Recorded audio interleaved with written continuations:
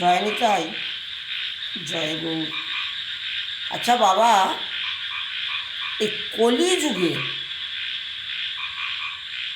অল্প বয়সে গুরুদেবের কৃপায় স্বয়ং রাধা কৃষ্ণের যুগল চরণ দর্শন পেয়েছিল। স্বয়ং রাধা রানী কৃপা করেছিলেন কাকে? আমাদের এই মেদিনীপুর জেলার ধারেন্দা গ্রাম,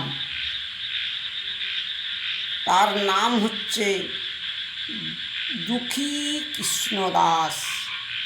গুরুর কৃপায়, ওনার প্রথম গুরু হচ্ছেন হৃদয় চৈতন্য প্রভু। হৃদয় চৈতন্য প্রভুর কাছ থেকে উনি দীক্ষা নিয়ে চলে গেলেন কোথায় না বৃন্দাবন। সেইখানে গিয়ে জীব গোস্বামীর আশ্রমে থাকে এবং কুঞ্জবনে মন্দিরের কাজ করে। সেইখানে স্বয়ং রাধারানী ওনাকে